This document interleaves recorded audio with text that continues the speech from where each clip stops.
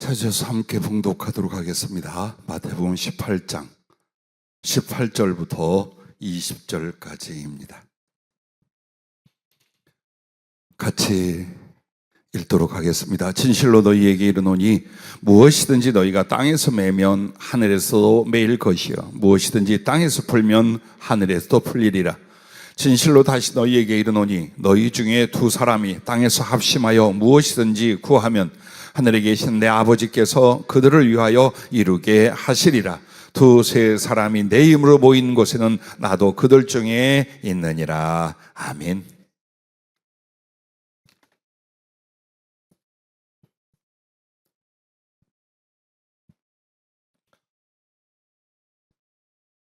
우리가 사랑과 생명 나눔 초청잔치 제2회입니다. 작년에 했던 것과 이어서 위하여 기도하고 준비하면서 이제 우리가 특별 집회 서원 예배와 작정 기도를 시작합니다 하고 제가 말씀을 전하는 것은 15회째입니다.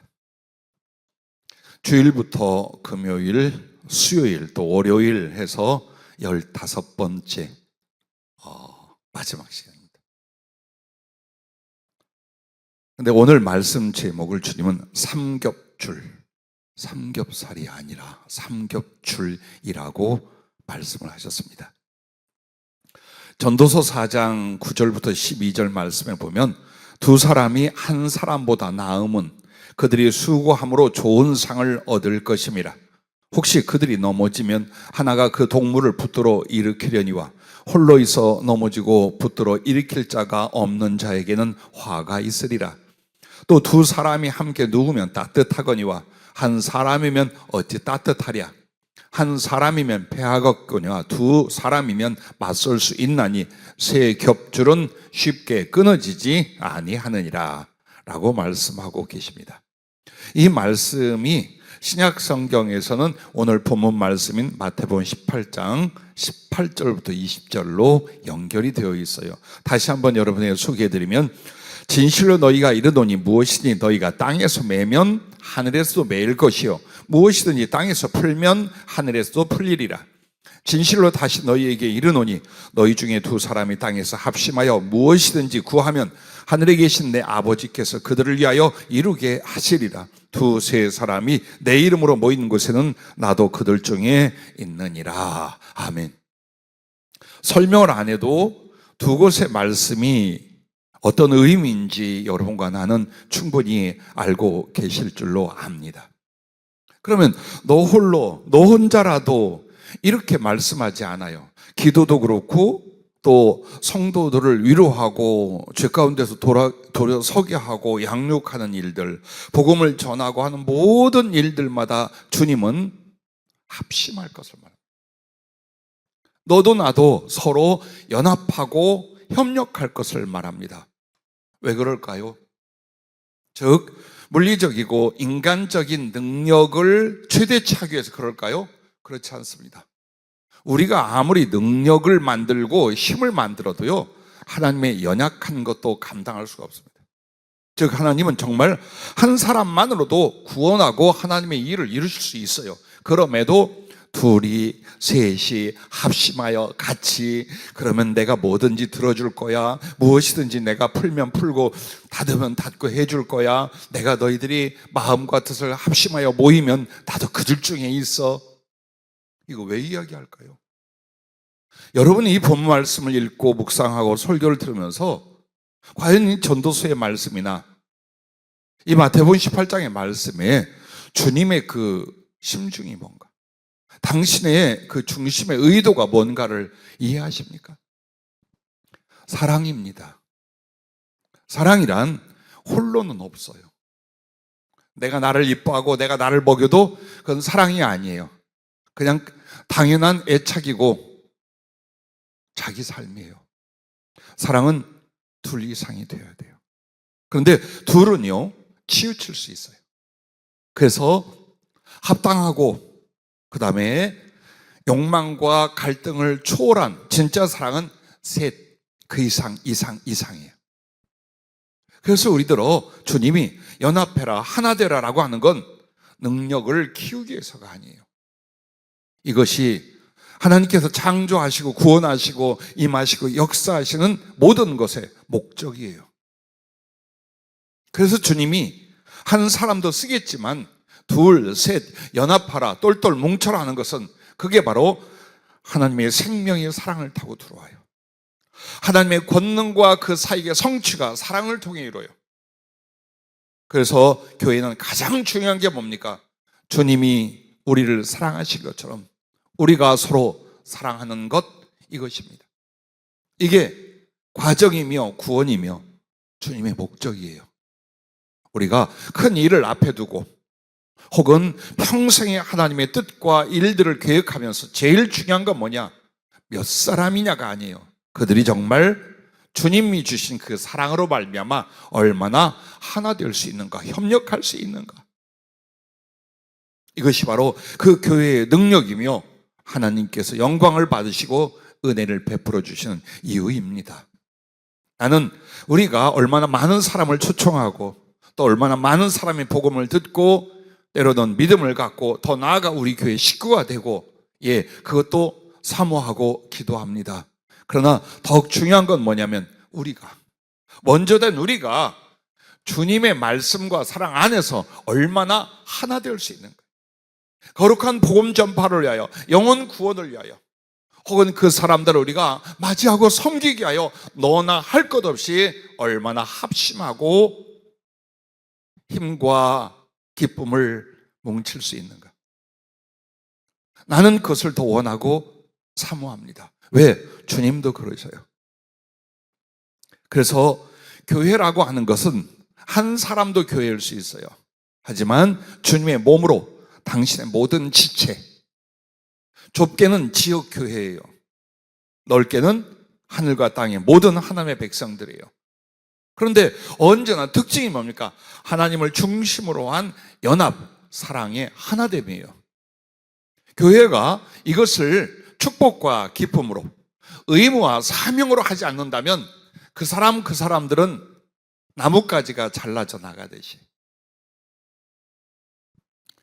생명의 영양분이 공급이 안 돼서 저 먼 나뭇가지가 말라 비틀어지고 이파리가 떨어지고 열매를 맺지 못하다가 떨어져 나가듯이 영혼이, 상황이 그렇게 됩니다. 그러므로 어떤 예배나 일들 앞에서 우리가 더욱 마음을 쏟아야 될 것은 얼마나 서로 연합하여 스크럼을 짜고 마음과 뜻과 행동을 같이 할 수 있는가. 바로 이 부분입니다. 자, 그렇다면 이제 이 총력전도 마지막 말씀에 있어서 이 삼겹줄 합심하고 연합하라는 이 말씀 속에 어떤 걸 어떻게 하는가. 첫째가 기도와 선행과 전도의 삼겹줄이라고 했습니다. 자, 이 삼겹줄의 일은 이거예요. 줄이나 막대기를 하나 주면 쉽게 끊어버릴 수 있어요. 똑 하고 끊어요. 그런데 만약 2개를 하고 3개를 할 때는 안 끊어진다 이 말이에요. 부러지지 않는다 이 말이에요. 그게 삼겹줄의 의미예요. 그런데 오늘 여러분과 내가 복음을 전하고 영혼을 구원하는 이 일에 있어서 각 개인에게 3가지를 하나로 뭉쳐야 됩니다. 내가 먼저. 그게 뭐냐? 기도와 선행과 전도의 삼겹줄이에요. 그러면 기도는 무엇입니까? 왜 우리에게 기도가 필요한가? 여러분, 어떤 상황에도 어떤 예배나 어떤 사역과 봉사, 충성, 비전에도 기도를 희생시키지 마십시오.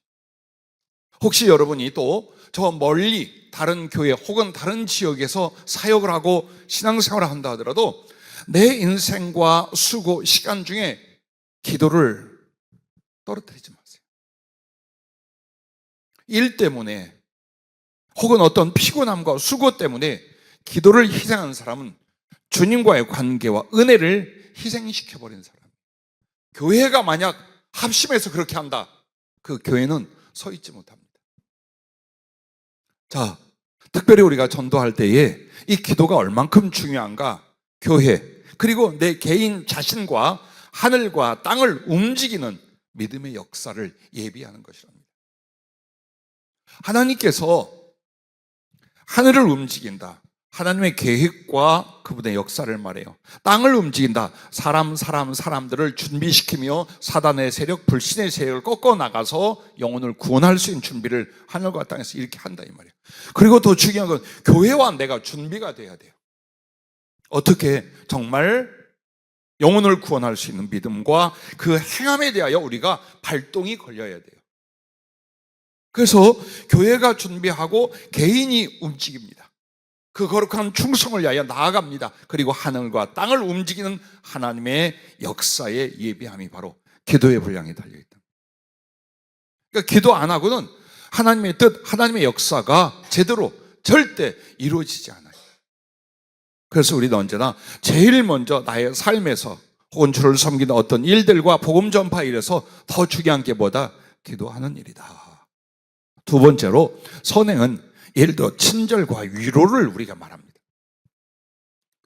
뭐 학교를 세우고 병원을 세우고 굶는 자들을 먹여주고 다 포함될 수 있죠. 그러나 개인이 내가 이웃과 혹은 가족, 친척들에게 무엇을 기도하고 있으면서 동시에 선행, 친절해야 돼요. 수도 없이 말하지만 여러분은 어때요? 친절한 사람이어야 돼요. 먼저 다가가는 사람, 호의를 베푸는 사람, 도움을 주는 사람, 화평과 기쁨을 도모하는 사람. 그래서 사람들이 여러분을 좋은 사람으로 기억하고 편안하게 맞이할 수 있는 사람으로 여러분은 다가가셔야 됩니다.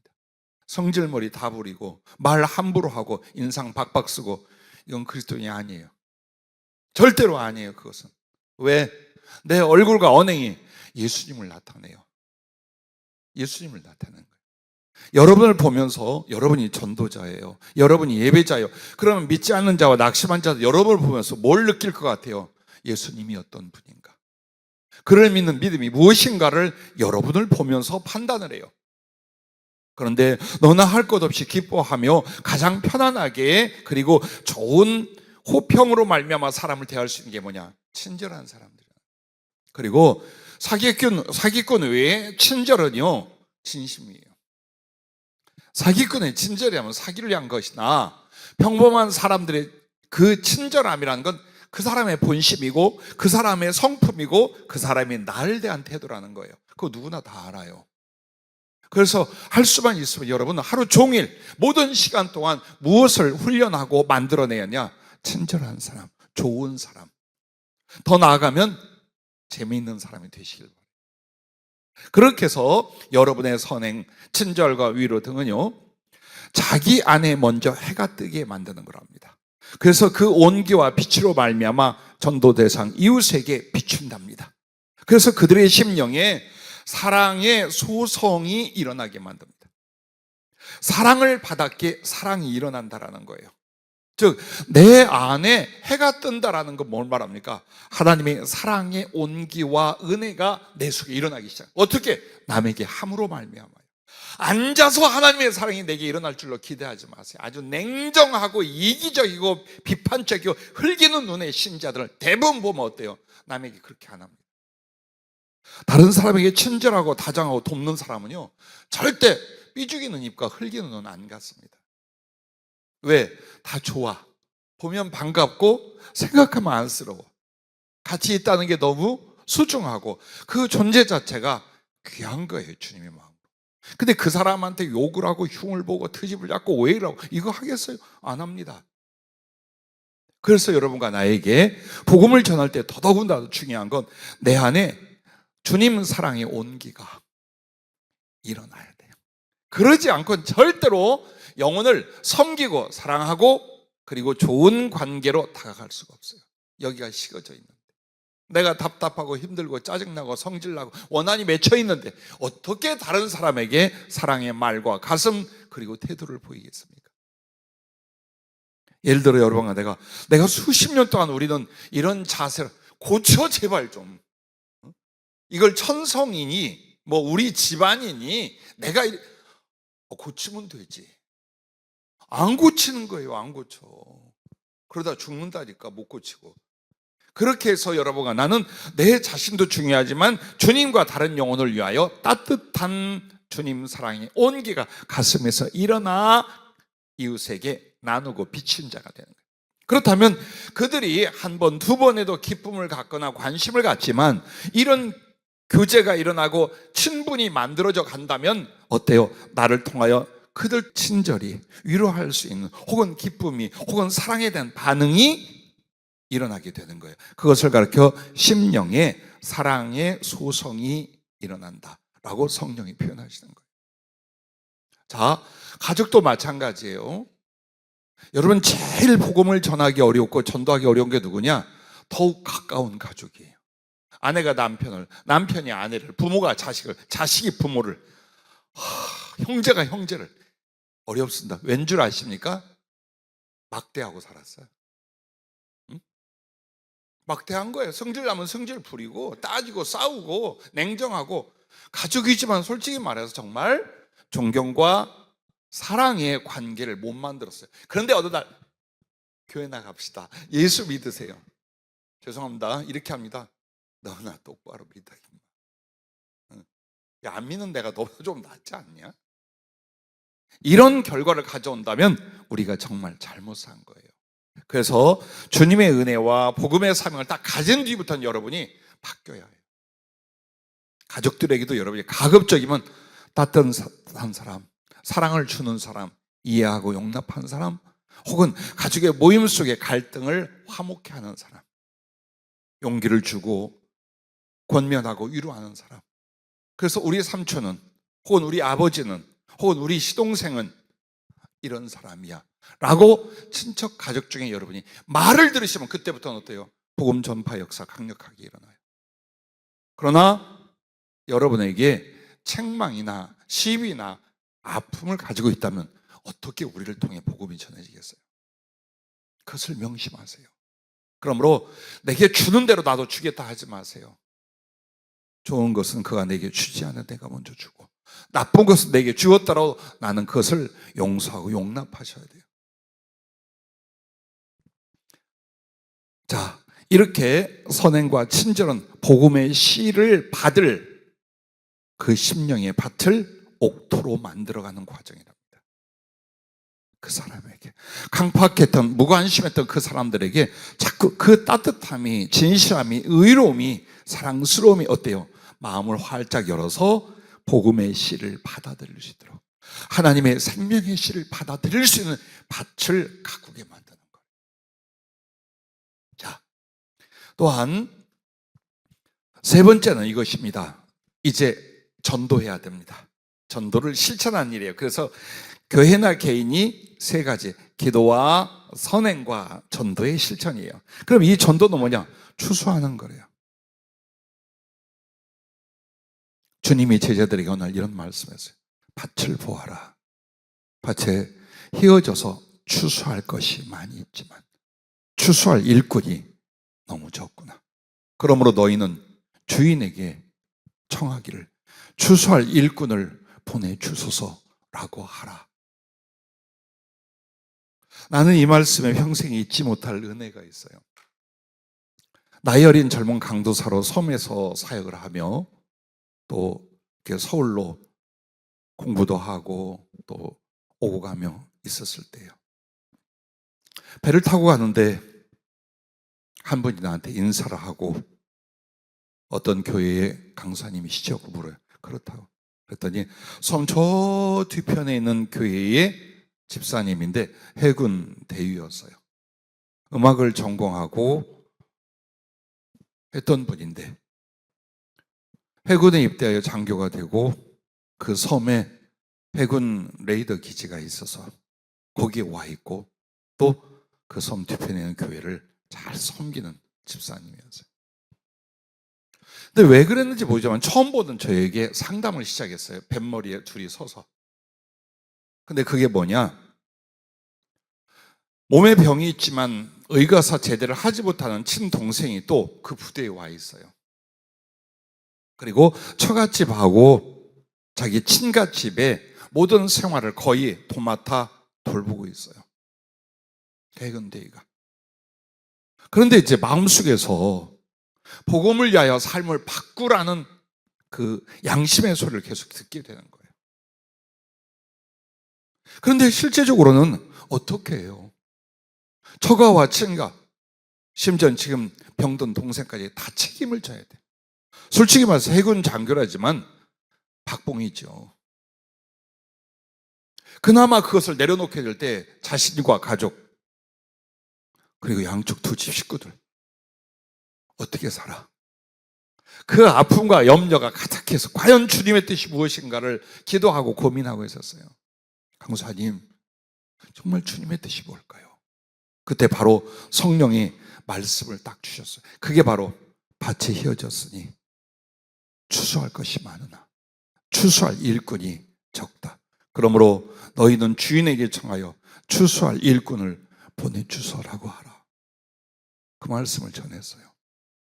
지금 주님의 입장과 주님의 뜻을 생각하십시오. 집사님의 상황이나 또 생활의 걱정, 그거보다 정말 주님은 우리에게 가장 먼저, 그리고 단 하나만이라면 무엇을 원하시겠습니까? 깨닫는 사람만 이걸 따라갈 수 있습니다. 용기를 내십시오. 그리고 성령이 계속 말씀을 주시는 거예요. 책임지겠답니다. 가족 책임, 집사님이 신학 공부하는 책임 주신답니다. 순종하십시오. 그렇게 하고 좋은 관계를 맺다가 다른 곳으로 전거를 하고 편지가 왔어요. 제대를 하고 전역을 해서 신학을 공부하게 됐는데 어느 교회에 음악 전도사로 들어가서 거기서 생활비와 학비를 지원받게 됐고, 또 가족들 문제는 이와 같이 저와 같이 됐다고, 정말 주님이 약속대로 공부할 수 있도록 헌신할 수 있도록 너무나 감사하다고 연락이 왔어요. 지금 아마도 어느 곳에 훌륭한 목회자나 선교사님이 되어서 그 신실한 모습, 신실한 얼굴이 지금도 기억이 나요. 여러분과 나에게 교회에서, 그리고 세상에서 주님께 가장 필요한 사람은 전도하는 사람. 교회가 왜 역동성이 없느냐, 변화가 없느냐, 축복이 없느냐? 전도자가 그만큼 적기 때문에. 전도자가 없는 교회는 항상 어때요? 멈춰 있어요. 판단하고 염려할지언정 앞으로 전진하는 일이 잘 안 일어납니다. 그래서 전도는 바로 추수하는 일이에요. 자, 누군가를 인하여 혹은 내 자신을 위하여 우리가 복음의 씨를 널리 전했어요. 그러다 보면 이제 그 순서대로, 상황대로, 여건대로 곡식들은 자랄 거란 말이에요. 그럼 전도는 뭐냐? 그렇게 뿌려놓고 시간이 가고 세월이 가면서 이제 익은 곡식을 추수해 오는 거예요.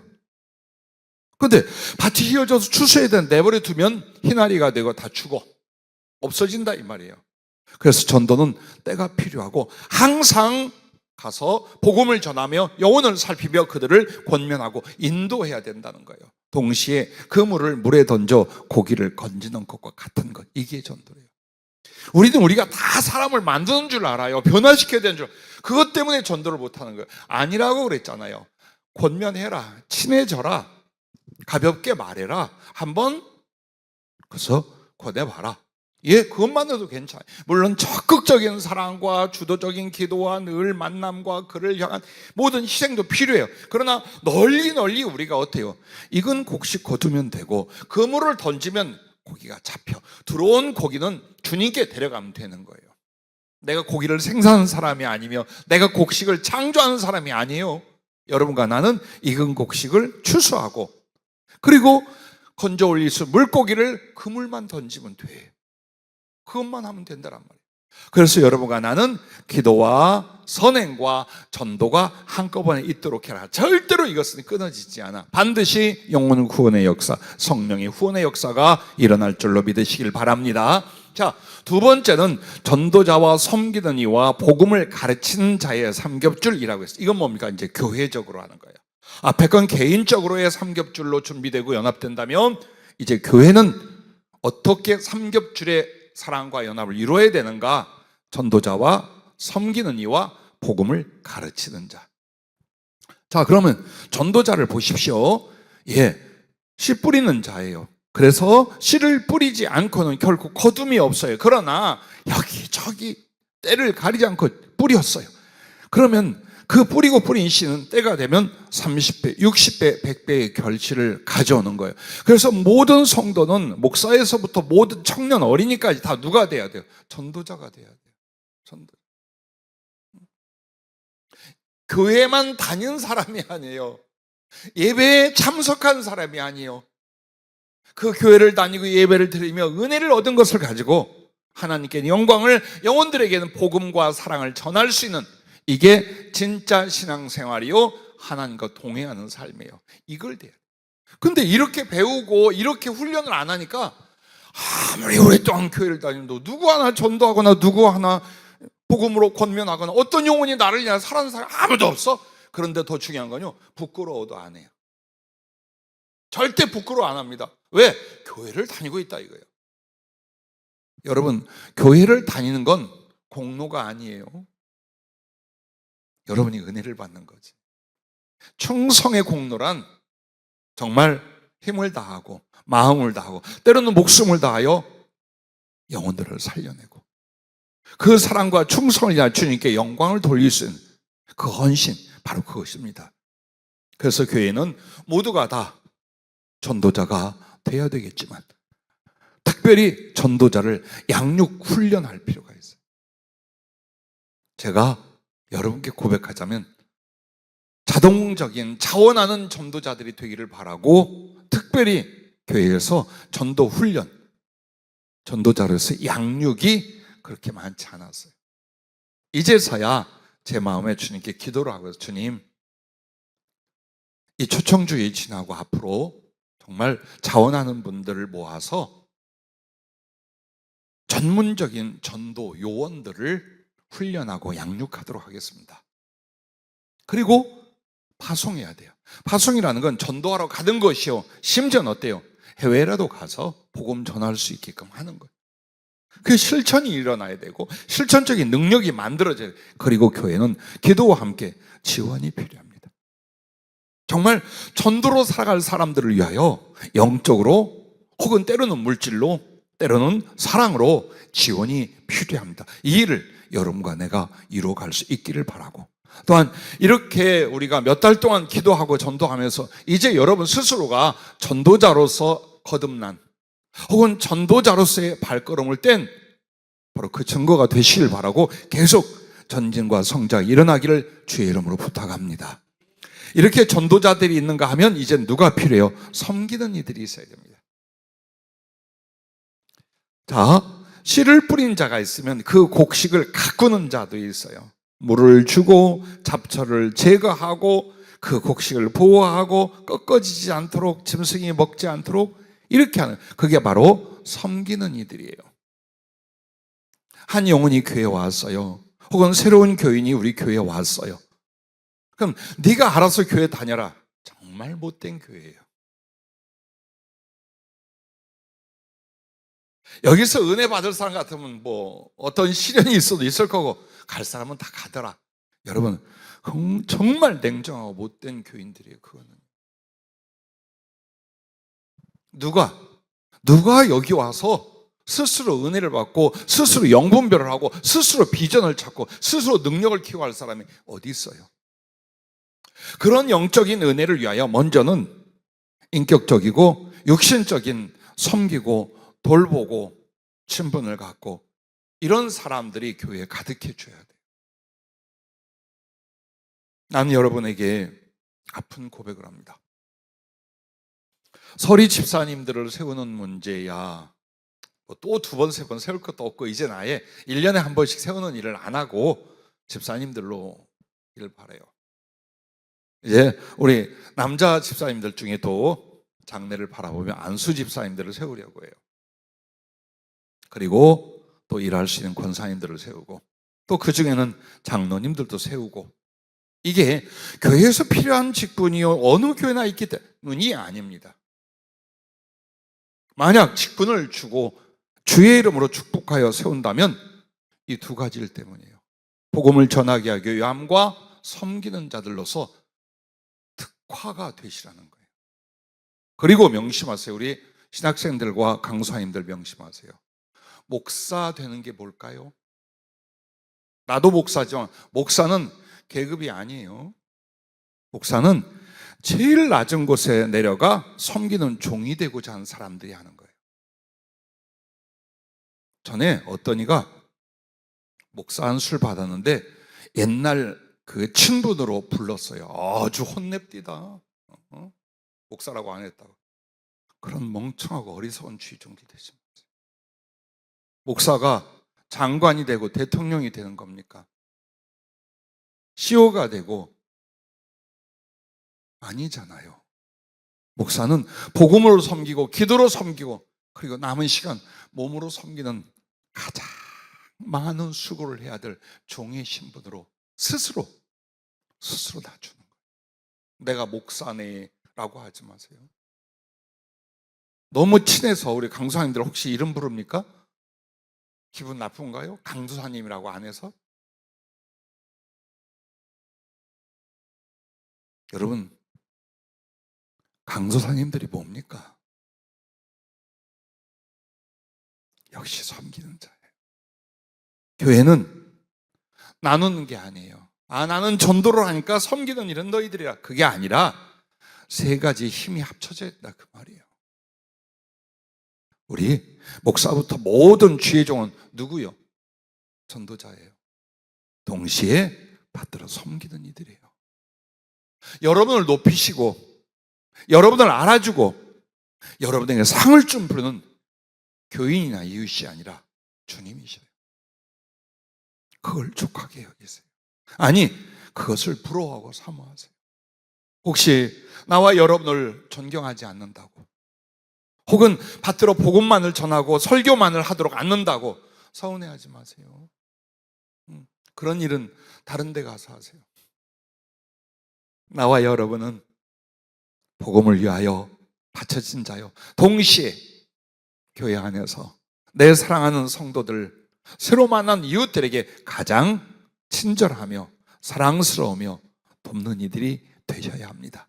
당연히 우리 집사님과 청년들 모든 성도님들을, 자, 내가 전도도 하지만 교회에서 역할이 있다는 걸 잊지 마세요.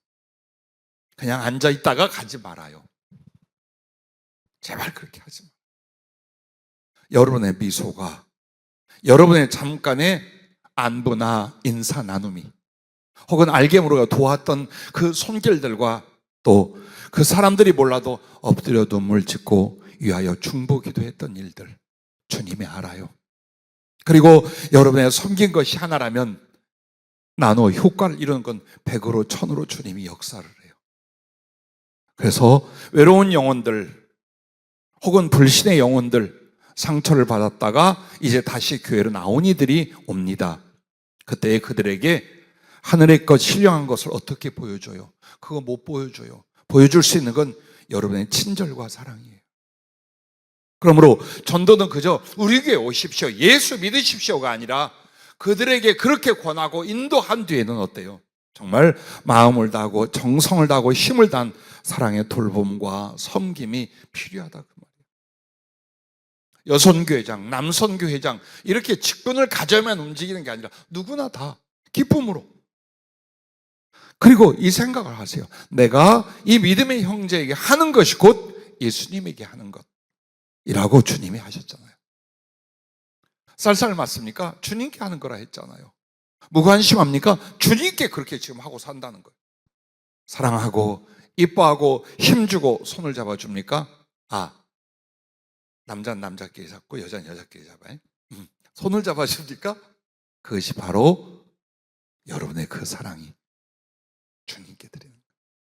그래서 여러분이 사람을 보거나 나를 볼 때 내키지 않을 때가 있을 수 있어요. 그러나 이 사랑이나 이 섬김이 바로 주님께 하는 것이라는 그 진리, 말씀 앞에 순종한다면 어때요? 기쁘게, 더 지혜롭게, 더 적극적으로 사랑과 돌봄을 갖게 될 것입니다. 누군가가 예배 안 나왔어요. 몰라. 누군가가 예배 나왔는데 안 몰라. 분명히 설교 시간이 없는데 밥 먹을 때 있는 사람도 있고, 아니 분명히 본 것 같은데 다시 돌이켜보면 없는 이도 있어요. 그때에 저의 마음뿐만 아니라 우리 모든 성도님들이 많지도 않잖아. 수백 수천 명도 아니잖아. 어떻게 됐는지 전화를 해보거나 걱정을 해주거나 따지거나 책망하지 말고 정말 진심으로 염려해주고 그리워하고 그리고 기도해주고, 이거 얼마나 아름답고 따뜻해. 이거 얼마나 좋아요.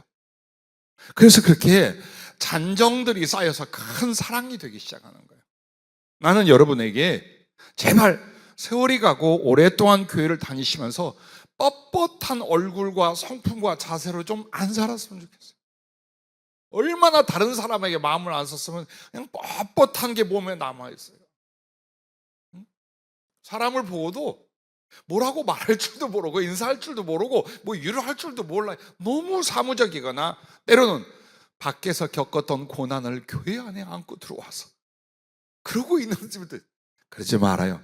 교회로 왔을 때는 은혜도 받아야 되지만 연약한 사람, 나중된 사람 혹은 위로를 필요한 사람들을 내가 섬기는 것, 그걸 위하여 내가 교회에 간다 혹은 교회에 소속되어 있다, 바로 이런 것들이 필요해요. 때로는 주의종하고 속상한 일이 생겼어요. 그래도 그 성도가 은혜를 받고 회복되는 건요, 그 주변의 성도들이 힘주길 때, 정말요, 수없이 오랫동안 섬기고 상담하고 하면서요, 정말 얼마나 그게 소중한가를 봐요. 얼마나 소중한가. 그래서 나는 우리 교회에 희망이 있다면 말씀의 귀는 충분해요. 모르겠어요. 말씀의 지식을 기억하는 일은 어떤지 몰라도 말씀을 듣고 분별하는 일은 아주 세계 최고예요. 우리 교회가 아주 여기까지 꽉 차 계셔요. 그래, 그건 걱정 안 해요. 말씀 분별할 줄 아는 건 분명히. 그런데 중요한 건 여러분의 그 섬김, 따뜻함, 사랑으로 영혼을 끌어낼 수 있는 힘, 그게 우리에게 얼마나 있나 보세요. 혹시 여러분 모난 사람, 실수하는 사람, 혹은 마음에 들지 않는 사람, 혹은 죄인이 교회에 온다 할지라도 여러분은 분별해서 정죄하는 사람들이 아니에요. 도려내고 잘라낸 사람들이 아니에요. 여러분에게 믿음의 사랑을 요구합니까? 작은 은혜를 구합니까? 아니면 자그마한 친절을 기대하고 있습니까? 도우세요. 그 사람이 도둑놈이라도, 그 사람이 어떻게 살았다 할지라도, 내 눈에 어떻게 보인다 할지라도 교회 와서 함께 할 땐 믿음의 형제로 사랑하세요. 힘을 주세요. 오히려 멀쩡한 사람 비난하고 어떤 사람 같다, 절대로 우리 교회는 그런 일이 없기를 바라요. 그래야 전도하는 이들이 자신 있게 하지. 우리 교회 와보세요. 얼마나 따뜻하고 은혜가 넘치 몰라요. 우리 성도님들 보면 혹 반할걸, 우리 목사님 보면 너무 좋아할걸. 참 좋은 분들입니다. 은혜 받고 그것을 삶 속에 사랑으로 나타내는 교회입니다. 이런 말들을 자랑스럽게 할 수 있어요. 근데 이제 캥긴단 말이에요. 교회 데려와도 인사도 잘 안 하고 사람들이 휙휙 지나가 버리고, 그래도 될까? 안 돼요. 우리 교회, 아니 지상에 있는 교회들 이렇게 되면 안 돼요. 여러분, 영혼을 구원하고 세우는데 가장 필요한 게 전도하는 일이요, 그 다음에 와서 친절과 사랑과 필요에 도움을 주면서 그분들을 평안 속에 양육하는 이 일입니다. 부탁합니다. 그리고 거기에 여러분 어때요? 자원하는 전문가가 되실 수 있기를 바랍니다. 그래서 항상 이걸 우리가 만들어내요. 평안과 도움과 감동. 그래서 그 사람이 우리 교회에서 믿음으로 자라날 수 있도록, 믿음으로 자리를 잡을 수 있도록 돕는 일이에요. 자, 세 가지: 평안, 혹은 화목, 그 다음에 실제적인 도움, 그 다음에 무엇보다 중요한 게 뭐냐? 감동을 드릴 수 있어요. 마음의 따뜻함이나 감격함이나 기뻐함이나 고마움이나, 이렇게도 예수 믿는 거 하는 감동을 주는 일은 천만금을 주는 일보다 더 중요합니다. 부디 여러분의 모든 기도와 지혜 속에서 이런 아름다운 사랑들이 마치 폭포수가 쏟아지듯 새로운 영혼들, 혹은 미리 와 있지만 힘들어하고 어려워하는 이들에게 여러분의 그 섬김과 사랑이 넘쳐날 수 있기를 바랍니다. 이렇게 해야 그들이 은혜를 받고 사랑을 받고 자리를 잡아 성장을 해요. 근데 어떤 분으로 성장한 줄 압니까? 섬기는 자들로 성장해요. 제가 40-50년 교회를 섬기고 수없이 많은 종류의 사람들과 성도님들을 만나고 양육하고 했어요. 근데 특징이 있어요. 전에 교회에서 혹은 전에 신앙생활할 때에 이렇게 섬김을 받고 섬김의 교육이 안 된 사람은 역시 어때요? 교회를 옮기거나 또 만나도 섬기는 걸 전혀 몰라요. 전혀 몰라. 왜 그거 해야 되냐고 그래요. 그런데 정말 섬김을 받았어요. 그리고 그 섬김 속에 섬김의 중요성을 배웠어요. 어디를 가도 이 사람은 해요. 이 교인은 어디를 가도 위로 주님 섬기고 주의 종이나 성도들을 섬기고 사랑하고 베풀고 돕는 일을 잘해요. 근데 받아본 적도 없고 그러므로 말미암아 해야 될 이유와 교육이 없는 사람들은요, 아무것도 안 해. 아무것도 안 해요. 근데 그걸 책망할 수 없는 게 뭐냐? 받아본 적이 없고 배운 적이 없어. 응? 없어요. 그래서 섬기는 사람으로서 아름다운 성숙은 먼저 된 우리가 많이 사랑하고 돕고 섬김으로 말미암아 신앙생활은 이렇게 하는구나. 너무나 그게 고마웠어. 그게 참 아름답고 힘이 돼. 나도 새로운 이들에게, 어려운 이들에게, 믿음 작은 이들에게 그렇게 해야지. 안 가르쳐도 그분들은 그렇게 합니다. 그래서 우리는 목사 한 사람이 성경을 풀어 가르치는 일이 있어요. 그러나 그보다 더 중요한 건 뭐냐? 각자가 사랑으로 가르치는 일이에요. 사랑을 줌으로써 그들이 받고 그것을 배울 수 있게 하는 것. 이것이 얼마나 중요한 교회의 성장을 이루는지 모릅니다. 자, 그 다음엔 어때요? 복음을 가르치는 자들입니다. 자, 교회까지 왔어요. 나도 전도도 하고 권면도 하지만 깊이 있는 구원의 교리를 혹은 하나님의 말씀을 풀어 그 사람을 영혼의 믿음과 성장을 이룰 수 있도록 할 아직은 지식과 기능이 안 된다 이 말이에요. 많이 안 되들. 그러면 누가 해야 되냐? 교회 전문적으로 복음을 가르치는 주님의 종이나 지도자들이 그걸 준비하고 있어야 돼요. 그래서 사람이 왔는데 말씀으로 은혜를 못 받고 성령의 감동을 못 받아. 그럼 어떻게 그 교회에 남아있겠어요? 그 교회에서 뭘 바라겠어요? 물론 하나님의 은혜가 있어야겠지만 스스로 맹숭맹숭해요. 그렇다고 사람들이 너무 정에 넘치고 사랑도 아닌데다가 주의 종을 통해 설교를 듣든 뭘 듣든지 간에 그래서 이래요. 이거 누구 책임이에요? 우리 모두의 책임이에요. 그래서 전문으로 계속 전도하는 이들과 섬기는 이들과 그리고 복음을 가르치는 자들이에요. 이들이 바로 그 곡식을 자라게 하는 자들이에요. 그러므로 마태복음 24장 46절부터 주님 뭐라고 하셨습니까? 때를 따라 양식을 나눠주는 청지기에 대한 이야기를 해요. 그래서 주인이 올 때에 그 종이 이렇게 하는 것을 보면 그 종이 복이 있으리로다. 내가 진실 너희에게 이르노니 주인이 그의 모든 소유를 그에게 맡기리라. 즉 어때요? 때를 따라서 먹을 양식을 나누어 준다는 게 뭘까요? 하나님의 말씀이요, 하나님의 은혜예요. 그걸 아주 적절하고 필요하게 나누어 주고 듣고 먹고 마시고 위로받고 치유되고 자라나게 할 수 있는 그런 사람들이 교회에 준비되어야 되고 우리 스스로가 준비를 해야 됩니다. 사람은 오는데 말씀으로 말미암아 영혼의 변화와 치유와 은혜를 못 줘요. 그래서 주님의 종과 복음으로 영혼들을 가르치겠다는 사람들은 준비된 말씀과 은혜의 전달자가 반드시 되어야 됩니다. 여러분을 통해 은혜를 받아야 돼요. 여러분을 통해 말씀으로 구원받고 양육이 돼야 돼요. 이거 못하면 안 돼요. 이거 여러분 못하면 우리 정말 하나님의 일 아무것도 할 수가 없어요. 더더군다나 이제 우리 교회는 정말로 자랑할 것이 무엇입니까? 사명자요, 주의 종들이에요.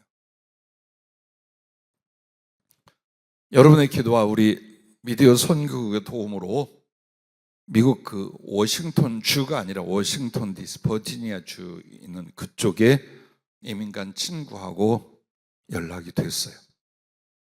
근데 정말 감사하게 그렇게 전도하고 수십 년 동안 기도했는데 아내가 그렇게 열심히 함께 교회를 나간대요.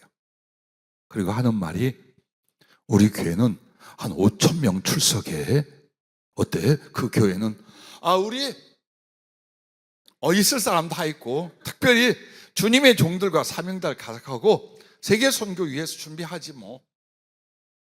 그래, 코로나 이후에 우리 60, 70명 나온다. 그래? 다시 나 물어봐. 사실 대형 교회를 은근히 부러워하고 누구나 바래요. 저도 그렇게 살아왔어요. 그런데 더욱 소중한 것이 바로 제대로 만들어진 하나님의 기뻐할 교회와 영혼을 살리고 양육할 수 있는 기능이 온전히 있는 교회를 만드는 것이 더 중요합니다. 주님이 전에 한번 그런 얘기를 해요. 바울이 복음을 전할 때 수천 명, 수만 명 집회를 한 줄 아느냐? 아니다. 한 명, 몇 명, 최고 많았던 게 150여 명 모이는데 설교한 거, 이게 다다. 그럼에도 그가 계속해서 성경에 기록을 남겨 얼마나 많은 영혼들을 구원했더냐. 너희는 큰 것을 바라지 말고 깊고 진실한 주의 종이 되도록 해라. 그 말씀을 잊지 않아요. 하지만 우리에게 주님이 상처받은 영혼과 눈먼 영혼들을 보내주었을 때 진리로, 성령으로, 사랑으로 그 영혼들을 살려야 되지 않습니까? 그것도 짧은 시간 내에 어서 구원받고 성장하게 만들어야 되지 않습니까? 그러므로 우리는 철저히 말씀과 은혜를 준비하고 그것을 잘 전달할 수 있는 복음을 가르친 자들로 우리가 있어야 될 줄로 압니다. 자, 마지막 세 번째는 그때 주시는 삼겹줄 은혜라고 표현을 하셨어요. 자, 우리 성도님 개인이 세 가지로 준비를 하고 또 교회가 이렇게 삼겹줄로 연합하여 복음을 위하여 일을 할 때 주님은 어떤 은혜를 주시냐? 이것도 삼겹줄 은혜래요. 즉 말씀과 성령과 소송, 치유의 은혜를 베풀어 주신다. 자, 말씀의 풍성한 은혜로 말미암아 어떻게 합니까? 그리스도와 구원을 알게 합니다. 즉 사람으로 치자면 이 사람이 지금 살아있는지 죽어있는지 모르는 사람이에요. 근데 하나님 말씀은 어떻게 눈을 뜨고 귀가 열리게 만드는 거예요. 진리에 대하여, 하나님에 대하여, 구원에 대하여, 믿음에 대하여 눈을 뜨고 귀를 열게 만드는 게 말씀의 은혜의 역사예요. 자, 그 다음은 이제 성령을 부어주십니다.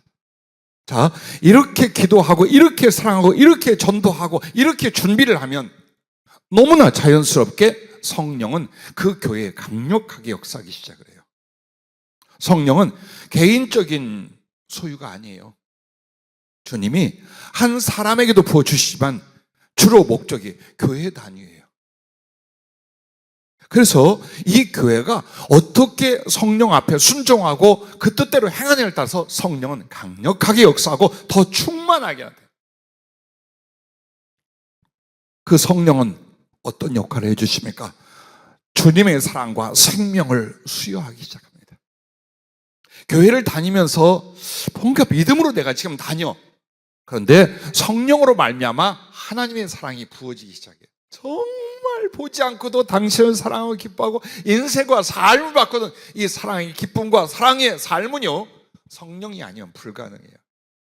그래서 가끔 저도 한두 사람을 위하여 막 좌절과 낙심, 마음의 상처를 받는 사역이 많았어요. 그 한두 사람이 누구냐? 안 바뀌네. 이 집사님들이, 이 성도님들이 안 바뀌어. 그렇게 말씀을 전하고 그렇게 예언이 성취되고 그렇게 하나님이 죽은 자를 살리고 해도요, 안 바뀌어요. 그냥 내고집, 인간적인 판단, 절대 봉사, 충성, 안함 등등으로 쫙 퍼져. 99의 충성되고 사랑스러운 양들이 있어요. 근데 저기 자빠져서 죽어가는 양이 있어요. 목자는 이쪽에 더 마음을 쓰고 이쪽에 더 신경을 써요. 솔직히 말하면. 자, 그런데 빨리 크게 변화된 사람 다 누구냐? 성령이 그 심령을 만지기 시작한 사람들이에요. 물론 거기에는 성품과 인격성도 정말 중요해요. 아주 고집세고 냉정한 사람들은요, 은혜 못 받아요. 그런데 이 성령님이 임하잖아요. 내 마음에 십자가의 사랑이, 하나님의 사랑이 막 느껴지고 깨달아지는 거예요. 사람 환장할 일이 일어나는 거예요. 나밖에 모르고 살았던 인생. 근데 그 속에 예수님이 나 같은 걸 어떻게 사랑하는지를 듣고 깨닫고 느끼고 경험하기 시작하는 거예요. 어느 누가 이렇게 그 사랑을 체험하고 깨달아가는데 그분을 사랑하지 않겠어요? 사랑하게 되는 거예요. 그러면 사랑하게 되면 어떻게 될까요? 모든 게 다 바뀌는 거예요. 모든 것을 자원하고 열심 내고 사랑하고 복음 전하고 충성하고 깨어 기도하고 이렇게 됩니다. 그래서 그 속에 그리스도의 사랑이 부어지면서 동시에 그게 뭐냐? 하나님의 생명이에요. 우리가 하나님의 생명, 영생이라는 걸 손으로 만질 수는 없어요. 그러나 눈으로 보고 가슴으로 경험하는 게 뭐냐? 하나님의 사랑이에요. 그 하나님의 사랑 안에 사랑으로 성장하는 내가 뭐냐? 그게 구원받은 증표요. 하나님의 생명력의 활동이에요. 하나님의 생명이 내 안에 활동한다. 이렇게 믿다 보면 천국 가서 내가 이렇게 구원받고 그 앞에 가겠다. 그게 아니라 내 안에 강력한 끊어내지도 못할, 부인하지도 못할 어떤 은혜의 힘이 오는데 그게 뭐냐? 하나님의 사랑이 와서 그를 사랑하게 만들어버리는 거예요. 이미 그 안에 하나님의 생명과 생명의 풍성함이 있게 됩니다. 자, 이렇게 되면 이제 이 사람들은 어떻게 해요? 치유되기 시작해요. 사실 교회 와서 또 예수님을 믿을 때에 그 전에 살면서 인생이 뭐였습니까? 슬픔과 고통뿐이었어요. 성경에서 그렇게 말해요. 인생이 뭐냐? 슬픔과 고통뿐. 그래서 그리스도께서 우리의 슬픔과 질고를 담당하셨다고 이사야 53장에는 말씀하는 거예요. 이제 주님 앞에 나오고 교회 앞에 나오면 뭐가 먼저 일어나요? 치유가 일어나요. 그 영혼의 고독과 고통들, 삶 속에서 절망과 아픔들, 인간에게 세상에서 버림받고 겪었던 그 상처들을 하나님 안에서 말씀과 성령 안에서 치유가 일어나요. 이때부터 믿음의 사람이 돼요. 이때부터 사랑의 사람이 돼요. 교회는 그걸 줄 수 있어야 돼요. 그래서 이렇게 삼겹줄 말씀하시니까 너희가 만약 이렇게 똘똘 뭉치고 이렇게 준비된다면 난 너희들에게 이와 같은 은혜와 역사를 주겠다라고 말씀하는 것입니다. 그래서 그 치유는 그 다음에 무엇이며 소성이 돼요. 즉 한마디로 풍성한 성장과 넘치는 풍요로움이 되는 거예요. 은혜에 있어서, 삶에 있어서 이렇게 만드는 거예요. 그러면 그 사람은 어떨까요? 예수님을 향하는 사랑의 신부가 되고 하나님의 나라와 복음을 위해서는 군대와 용사가 되는 거예요. 자, 이렇게 구원하고 이렇게 양육하고 이렇게 성장하는 과정을 위하여 우리에게 개인은 기도와 선행과 전도의 삼겹줄, 교회는 전도자와 섬기나 복음을 가르친 자의 삼겹줄, 이거 반드시 준비해라, 실행해라, 그 말입니다.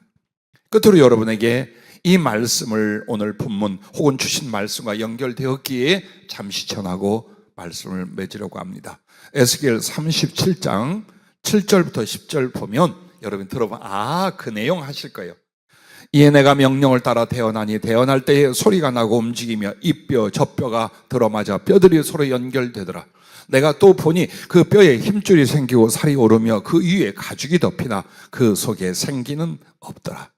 이 말씀은 에스겔에게 보여준 그 골짜기, 죽음의 골짜기 환상이에요. 거기는 뼈들이 엄청나게 해골이 된 뼈들이 가득했어요. 살아있을까요? 죽어있을까요? 당연히 죽음의 계곡, 죽은 자들이에요. 근데 그들에게 대언, 하나님의 말씀과 명령을 대신 전합니다. 그랬더니 어떻게 돼요? 그걸 대언할 때 소리가 나고 움직이는데 이 뼈 저 뼈가 덜그덕 들어맞아 뼈들이 서로 연결되어서 서 있는 해골의 모습이 됐겠죠. 그리고 거기에 뼈에 힘줄이 생기고 살이 오르며 그 위에 가죽이 덮여 인체의 형상이 됐어요. 그러나 그 속에 생기는 없더라 라고 말합니다. 또 내게 이르시되 인자야 너는 생기를 향하여 대언하라. 생기에게 대언하여 이르기를 주 여호와께서 이같이 말씀하시기를 생기야 사방에서부터 와서 이 죽음을 당한 자에게 불어서 살아나게 하라 하셨다 하라. 이에 내가 그 명령대로 대언하였더니 생기가 그들에게 들어가매 그들이 곧 살아나서 일어나 서는데 극히 큰 군대더라 라고 말합니다. 이 내용이 뭘까요? 이스라엘 자체의 모습이에요. 그리고 오늘날 믿음이 없거나 믿다가 무너져 버리는 사람들의 모습이래요. 그래도 뼈가 있고 뼈가 맞춰졌다는 겁니까? 완전 죽음에서 하나님 말씀을 통해서 그 사람이 어때요? 진리의 지식으로 말미암아 믿음을 갖고 서게 되는 모습이에요. 그리고 거기에 힘줄과 살과 가죽이 덮여서 인체 형성이 된 게 뭡니까?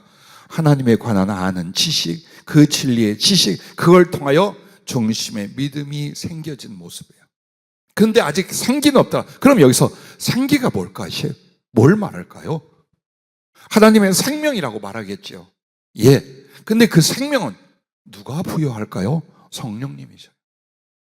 즉 말씀으로 믿음이 형성이 됐지만 이제 강력하게 생명을 주고 그 생명으로 하나님 나라를 위하여 살아갈 수 있는 그 거룩한 능력, 그 생기, 생명력을 누가? 성령이 부어주기 시작하는 거예요.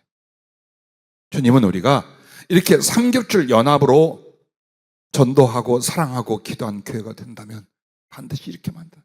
전하는 그 말씀으로 말미암아 사람들이 하나님을 알고 믿음으로 서게 만들고, 그리고 성령을 받아서 하나님의 생명을 얻을 뿐만 아니라 그 사랑과 사명으로 말미암아 여호와의 군대, 예수 그리스도의 복음의 용사들을 세워 나가는 교회가 되게 하겠다. 여러분 그걸 말씀하고 계신 것입니다. 그러므로 오늘 말씀은 사실 마지막 시간에 나눈 그 말씀이 아니라 앞으로 우리가 철저히 순종하고 팀워크를 이루어감으로 하나님 주실 계획과 은혜의 약속인 줄로 믿습니다. 그동안 수고했습니다. 그리고 이제 내일 모레까지 전심전력하여 아주 멋진 하나님의 뜻을 이루고 주께 영광을, 그리고 많은 영혼들에게 주의 사랑과 은혜를 나눌 수 있는 기회가 되고, 여러분은 그로 인하여 100배나 행복해지시기를 주의 이름으로 축복합니다. 기도하겠습니다.